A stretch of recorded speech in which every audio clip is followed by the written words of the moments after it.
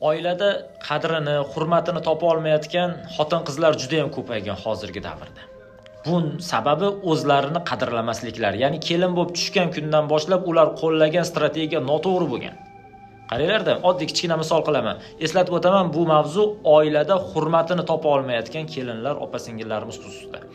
Sharoitlari yaxshi bo'lsa, oilasi zo'r bo'lsa, sizlarga aloqasi yo'q buni. Qaranglar, kelin bo'lib tushgan kundan boshlab ularni tutgan yo'llari noto'g'ri bo'lgan. O'zlari qadrlamagan ular. Masalan, kipitok beradigan bo'lsa, ichib ketavergan.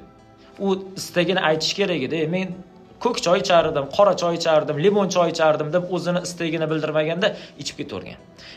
Qaynata ish buyursa, uni buni qilib qo'y desa, kelin qilib ketavergan. Kechasimi, kunduzimi, obedami, sahardami qilib ketgan hammasini yo'q demagan. Va ular nimani o'ylagan? Bu qila olar ekan. Tushunyapsizlar? Endi haligi kelinga nima bersa olib ketavergan, o'zi xohishlarini aytmaganda unga bo'laverar ekan degan xulosa paydo bo'ladi oilada. Kelinlarimiz, qizlarimiz istaklarini aytish kerak edi. Menga bunaqasi emas, bunaqasi. Men mana uni qila olaman, buni qila olmayman.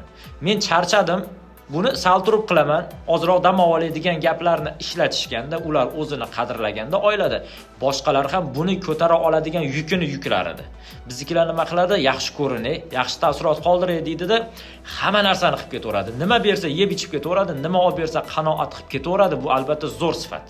Lekin sizga bo'layotgan muomaladan kelib chiqib, siz ularni hurmat qilib qadrlayapsiz, lekin munosib javob ko'rmayapsizmi? Endi siz o'zingizni qadrlashni boshlasangiz, keyin boshqalar sizni qadrlaydi.